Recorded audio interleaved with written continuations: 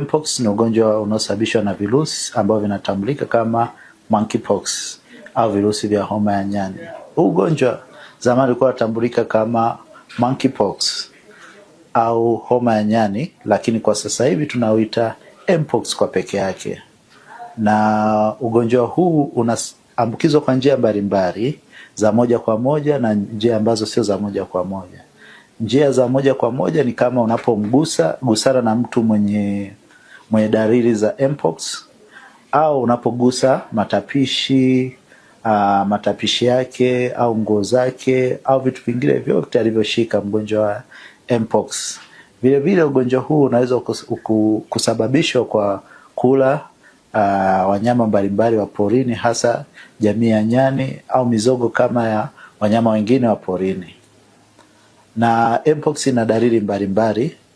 Dalili kuu sana ni homa. Mtu anapata homa, viungo vinauma, pia anaweza akapata dalili za madonda koo, lakini dalili ambayo inatambulika kwa haraka ni dalili ya mapere. Anapata mapere ambayo mbeleni anaweza akatunga usaha, ambayo ndio dalili kubwa inaweza kuonyesha ni Mpox. Lakini mwanzoni ugonjwa unavyoanza, unaanza na homa, viungo kuchoka, mtu kuchoka, then mapere yanatokea.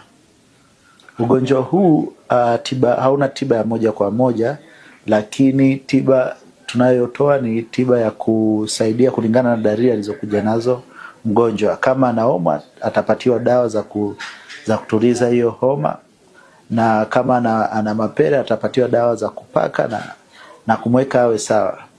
Lakini kitu cha msingi zaidi kwenye kuhusu ugonjwa ni njia mbalimbali za kujikinga.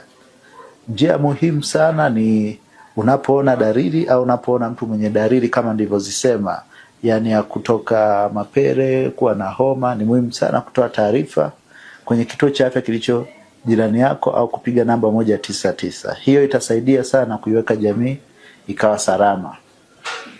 Njia ya pili ni kuepuka kugusa mtu mwenye dalili za Mpox. Ukiona mtu ana mapere, ni muhimu sana kuepuka kugusana naye. Njia ya tatu ambayo ni ya msingi sana, kama umethibitika unamwona mtu mwenye dalili za Mpox, ni muhimu sana kuepuka kugusa matandiko yake na vitu mbalimbali anavyotumia. Na njia nyingine ni kuepuka kula wanyama pori, kula mizoga na wanyama kama nyani au wanyama pori. Ni njia nyingine muhimu sana ya kujikinga na Mpox. Lakini kwa ujumbe muhimu ni kwamba magonjwa mbalimbali yana dalili kama za Mpox, na kama ugonjwa wa tetekuwanga, magonjwa yanaweza kuwa na vipere. Hivyo ni muhimu sana unapopata hayo kwenda hospitali. Sio kwamba kila mapere ni Mpox. Ni kwenda hospitali au kituo cha afya kilicho jirani yako, ukaambiwa kwamba huu ni ugonjwa gani na ukaikinga jamii. Vile vile ni muhimu sana kuondoa hofu kwamba Mpox inadhibitiwa tukizingatia hizi kanuni za afya, na hivyo ni muhimu sana kutokuwa na hofu na kuzua taharuki. Kwa hiyo kuzingatia kanuni kama hizi ndizo sema za kupiga simu 199 unapo dalili,